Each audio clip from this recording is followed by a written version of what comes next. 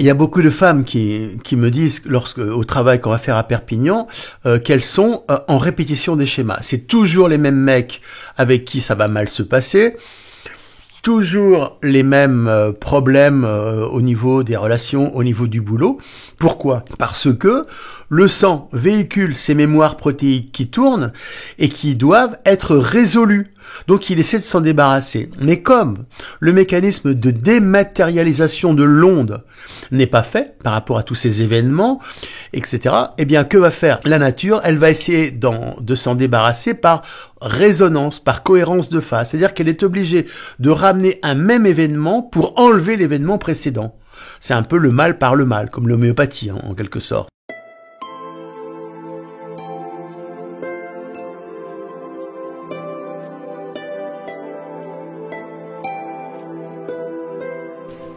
Cette notion de dématérialisation du mental, en fait dématérialisation de l'onde mentale, m'est venue très rapidement au départ quand j'ai posé mes mains sur le crâne, et donc pu faire une introspection des cerveaux et rentrer dans l'autre dimension de l'espace-temps.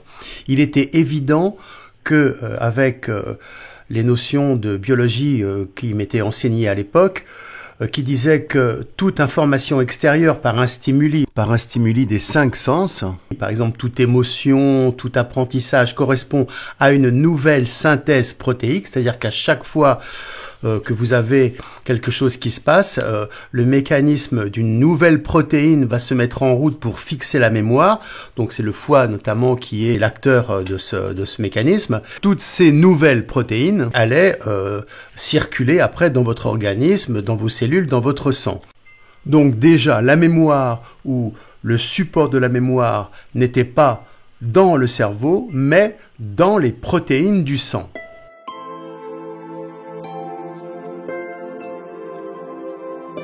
Donc il était évident au niveau du cerveau, avec tout ce qu'on lui met comme information énorme, que il ne pouvait, la boîte étant restreinte au niveau de notre cerveau, la boîte crânienne, le cerveau étant avec un volume limité, il ne pouvait pas contenir ni surtout gérer correctement toutes ces nouvelles protéines qui lui étaient présentées.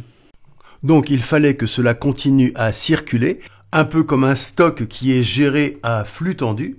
Et c'est pour cela que le sang est le premier organe biologique de la mémoire. Et le cerveau n'est qu'un outil de décodage avec différentes spécialités, frontale, temporale, occipitale, en fonction de l'action mémoire que l'on veut obtenir. Mais tout cela, malgré tout, pouvait aboutir à une surcharge, donc en gros trop de protéines en mémoire dans le sang, avec une surcharge de décodage dans le cerveau qui à ce moment-là a le message qui est brouillé. Donc la nature devait trouver un autre système pour dématérialiser les protéines. Et c'est ce mécanisme-là que j'ai découvert.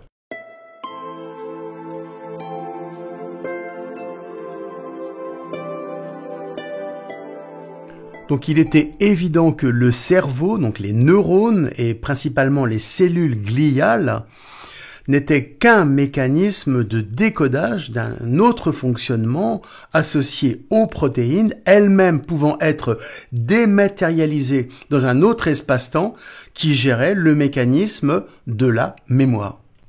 C'est-à-dire que par un processus quantique, la structure de la protéine de base, donc qui va être modifiée, va avoir son double dans un autre espace-temps.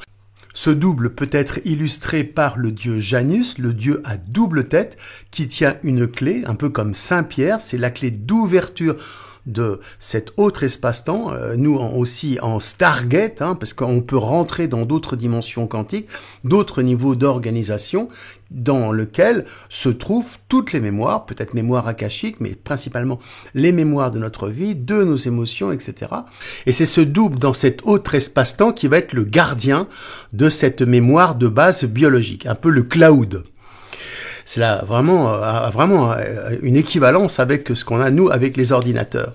Le problème ensuite pour la nature, et ce que donc j'ai aussi mis en évidence et que il fallait trouver un mécanisme pour à la fois décoder, dématérialiser l'onde, la mettre dans un autre espace-temps, et après pouvoir, quand on a besoin de se rappeler de quelque chose, la retirer de l'autre espace-temps et la faire venir dans le nôtre, hein, et puis après pouvoir s'en servir, en fait, se rappeler.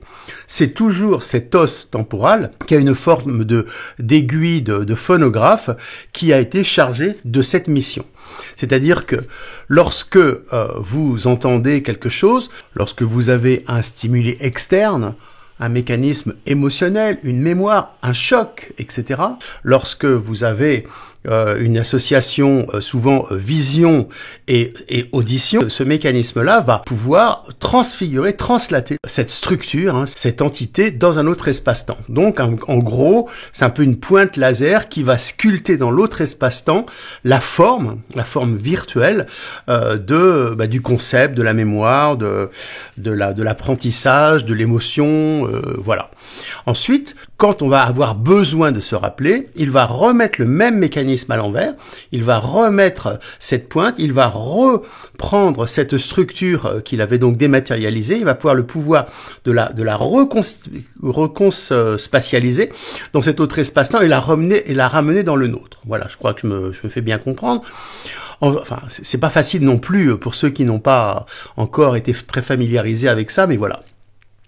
Donc, le mécanisme est à la fois simple et fantastique. C'est fantastique. Alors, un exemple qui m'amuse tout le temps, puisque je le travaille souvent sur moi, vous oubliez quelque chose, vous oubliez le nom de quelque chose, le nom d'un acteur. Ça arrive souvent. Ah oui, je le vois très bien, mais j'ai oublié son nom. On a dissocié, le cerveau biologique a dissocié le mécanisme visuel avec le nom. Mais dans l'autre espace-temps, les deux concepts sont liés. Donc ça s'est dissocié et on n'arrive plus à reconstituer la mise en phase de l'image de la personne, de l'acteur et son nom.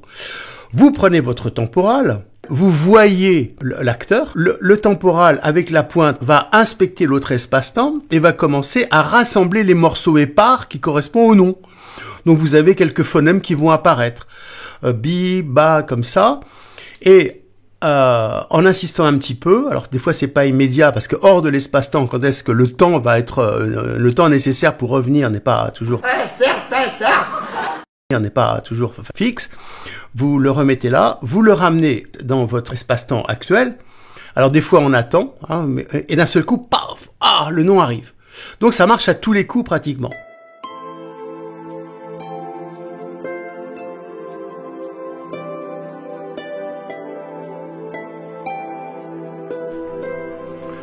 Je dirais plus précisément que dans le cerveau, la vision de l'image de l'acteur, donc attachée au lobe occipital, et le nom de l'acteur, attaché au lobe temporal, s'est dissocié dans le temps. Donc on ne se rappelle plus du nom de l'acteur.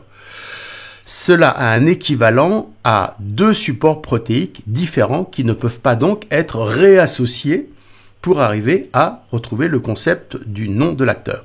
Il faut donc le cerveau, donc, ou la conscience, hein, la demande du moment, on doit retrouver le point unique associatif pour reconstituer l'ensemble nom-image, et ce point quantique est hors espace-temps. Donc situé dans ce que j'appelle le cloud mémoire, et pour faire plus fun, le memory cloud.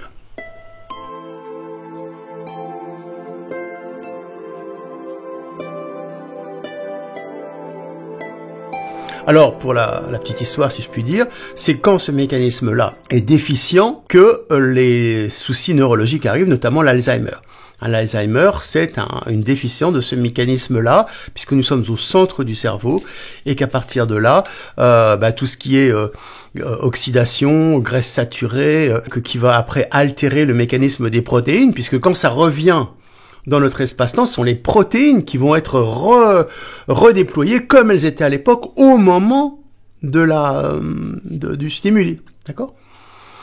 Donc les protéines doivent être très souples, oxygénées, et à ce moment-là, lorsque le mécanisme d'oxydation est trop important, c'est-à-dire on devient rance, c'est-à-dire l'oxygène n'a plus suffisamment de possibilités de travailler l'ouverture des protéines, selon la protéionique, l'ouverture des protéines, eh bien ça commence à dégénérer. Alors on parle de protéines tau, on parle de tout un tas de choses, mais en fait à la base, c'est cela qui se passe. Donc voilà par rapport à la dématérialisation du mental qui est importante. Alors pourquoi est-ce que c'est important au niveau de la vie courante ? C'est un petit peu les soucis des gens et celui qu'on voit tous les jours et qu'on propose un petit peu, on va dire en thérapie, en TVQ.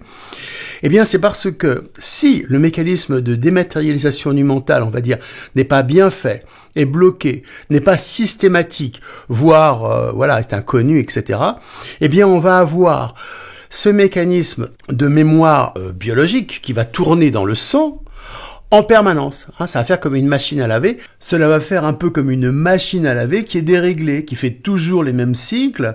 Donc la répétition des schémas, ça marche, ça lave. Mais analogiquement, la lessive n'est pas bonne ou le programme n'est pas bon. Vous essayez de vous débarrasser de plein de choses, vous faites des tentatives de nettoyage, quelles qu'elles soient, mais ça marche pas et vous recommencez le schéma. Et à ce moment-là, ça va user votre énergie, vous demandez des apports énergétiques, notamment en sucre, pour entretenir ce mécanisme finalement qui n'arrive pas à se lâcher, quoi. Ça lâche pas. Et vous avez la vie qui est assez complexifiée, voire pourrie. Par exemple, ce sont les obsessions.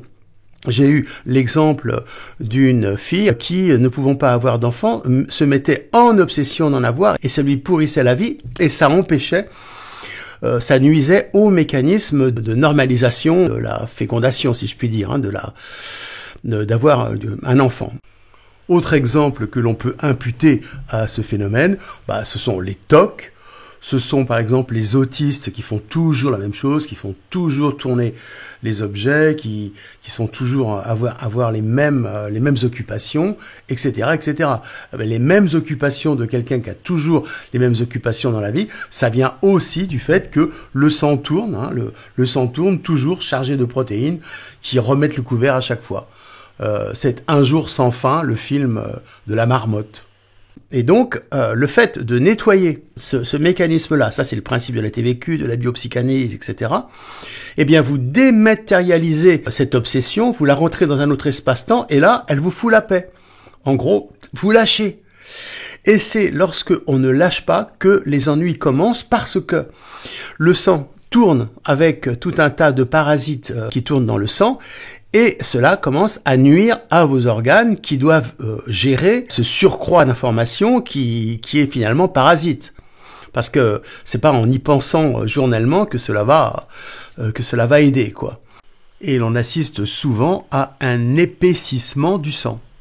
Lorsque on a des lacs protéiques, comme je vous montre encore maintenant, comme j'ai déjà expliqué dans d'autres vidéos, qui montrent que les protéines sont prépondérantes, sont plus fortes que leur mécanisme d'oxygénation qui est donc l'aboutissement du mécanisme espace-temps, eh bien on voit qu'il y a à ce moment-là surcharge, on va dire, émotionnelle, etc. Là, je vais montrer le sang d'une fille qui ne pouvait pas avoir d'enfant, qui désespérait de ne pas pouvoir avoir d'enfant. Et regardez, le sang est complètement surchargé en mémoire. Les globules rouges sont complètement tassés. Il n'y a pas de place pour l'incarnation d'un nouvel être, pour sa bonne oxygénation. Le sang, pour incarner une âme de façon la plus convenable possible, doit être en cohérence quantique, comme je vous le montre maintenant.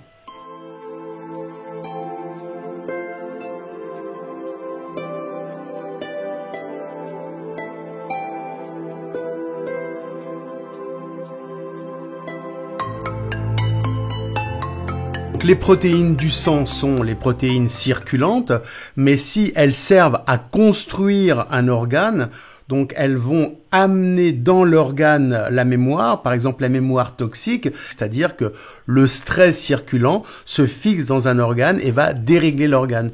D'où les 2 mécanismes de nettoyage qui sont nécessaires pour arriver à se défaire parfaitement de mémoire toxique.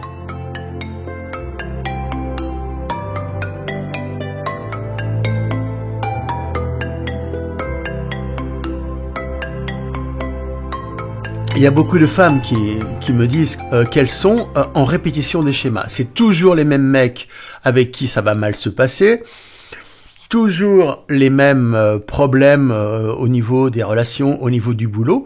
Pourquoi ? Parce que le sang véhicule ces mémoires protéiques qui tournent et qui doivent être résolues. Le corps sait qu'il ne peut pas continuer à garder en lui ce mécanisme, on va dire, de surcharge. Et après, on parlera de surcharge pondérale. De surcharge. Donc il essaie de s'en débarrasser. Mais comme le mécanisme de dématérialisation de l'onde n'est pas fait par rapport à tous ces événements, par exemple les mauvais souvenirs, les mauvaises mémoires, les mauvaises expériences qu'elle a eues avec un homme, qui sont toujours en train de tourner, etc. Eh bien, que va faire la nature ? Elle va essayer de s'en débarrasser par résonance, par cohérence de phase. C'est-à-dire qu'elle est obligée de ramener un même événement pour enlever l'événement précédent. C'est un peu le mal par le mal, comme l'homéopathie, en quelque sorte. Et donc, en fait, qu'est-ce que ça va faire ?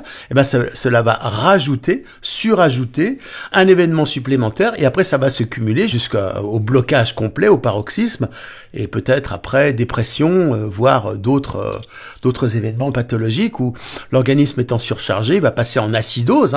Il va essayer de se débarrasser de tout ça par l'acide. L'acidose, c'est le cancer, les maladies, d'autres maladies, et donc c'est pas bon. Donc ce qu'il faut faire, c'est dématérialiser tous les souvenirs. Et ça, c'est la TVQ qui le fait pour que l'organisme reparte à zéro, soit tout neuf.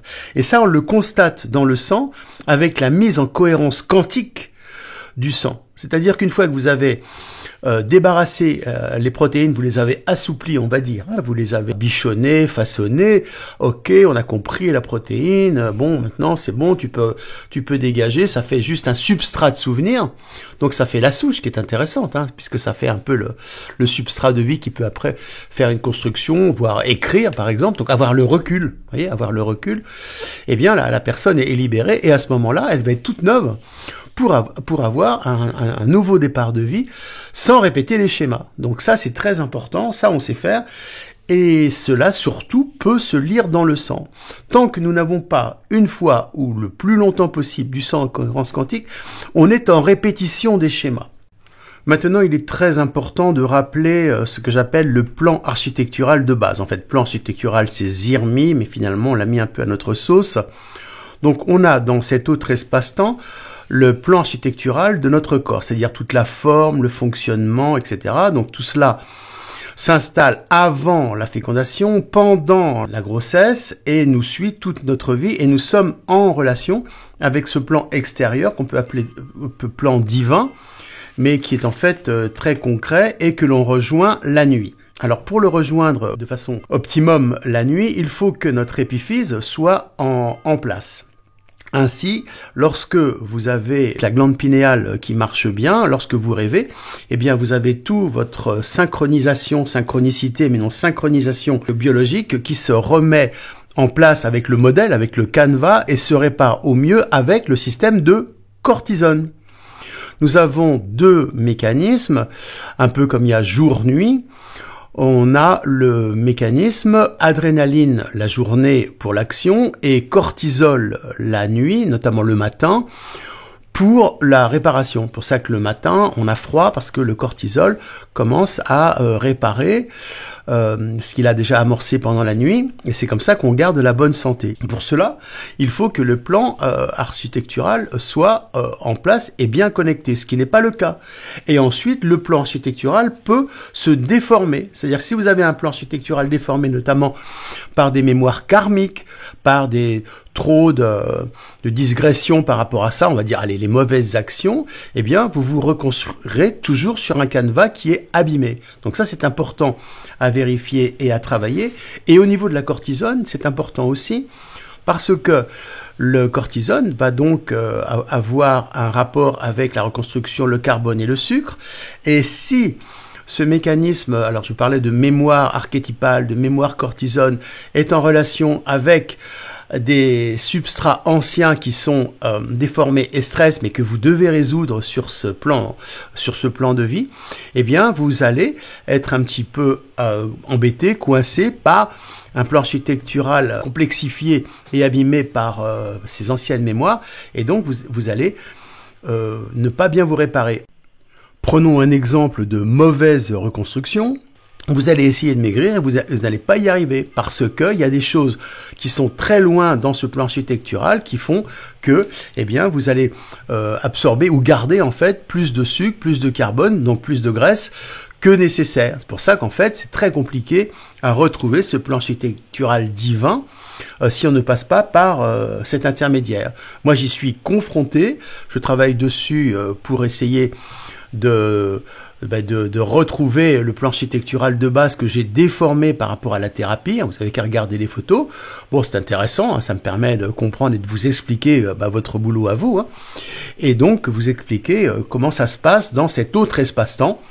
Et de mon point de vue, pas d'autre trop de choix que de passer par là. Sinon, on termine obèse, flasque, déprimé, vous voyez, sans énergie, parce que on se décale de ça. Donc en tant que thérapeute, c'est vrai que c'est plus compliqué parce qu'on prend le mal des autres, mais en tant que, on va dire, citoyen lambda, je sais pas comment dire, eh bien, vous prenez aussi tout un tas de parasites comme, eh bien, des modèles qui ne sont pas les vôtres. Vous avez eu un acteur, une actrice, un chanteur, une chanteuse, et le modèle du papa, bien entendu, hein, qui correspond au plan architectural au niveau pulsation, surtout pour les filles de base. Mais voilà, donc essayez de se détacher de ce qui nous a construit dans un autre espace-temps. Donc, vous voyez, espace-temps, protéines, dématérialisation de l'onde, temporale, etc. Et pour couronner le tout et pour nous complexifier encore plus la tâche, nous avons, on va dire, le drame biocosmique des injections qui sursaturent le sang en parasites. Alors on les voit, hein. Et donc cela nécessite un nettoyage supplémentaire, hein, on s'en serait bien passé, pour arriver à retrouver une sorte d'équilibre, un équilibre osmotique pour repartir sur nos propres bases, on va dire familiales, karmiques, transgénérationnelles de nettoyage, pour arriver à essayer d'aller vers la réalisation du soi. Quand ce plan architectural s'est inscrit, s'est enfoui dans le squelette, donc dans le minéral, il est évidemment plus compliqué à enlever pour bien comprendre que lorsque les archéologues font des fouilles, lorsqu'ils font des analyses des os au microscope, notamment en balayage électronique, ils retrouvent la constitution de l'os en fonction de ce que la personne a mangé. Donc après, ils peuvent situer dans le temps. Nous, c'est pareil. Lorsque l'on a ingéré des substances qui correspondent à nos mémoires de stress, hein, je reviens sur notre exemple, elles s'enfouissent dans l'os, et à ce moment-là, il y a les protéines circulantes, les protéines de construction des organes, on va dire mous, mais aussi dans l'os. Et là, la nécessité de faire appel au sérum minéral quantique est obligatoire.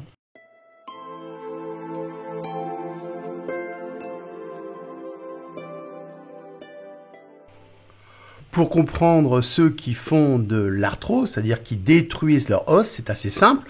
Vous avez le plan architectural supérieur qui ne correspond pas au plan architectural minéral inscrit dans l'os. Les deux rentrent en conflit et il y a une sorte de destruction de l'os qui ne correspond pas à l'identité normale de la personne, l'identité supérieure de la personne.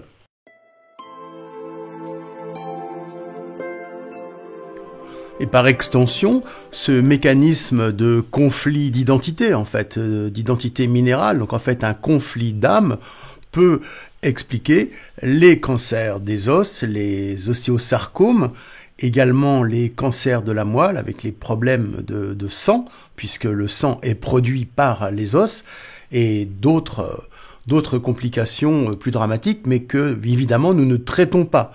nous sommes que préventifs. J'explique le fonctionnement de base pour donner un message pour la suite, pour la compréhension plus ouverte de ce qui est encore très obscur dans les cerveaux, on va dire, des câblés universitaires.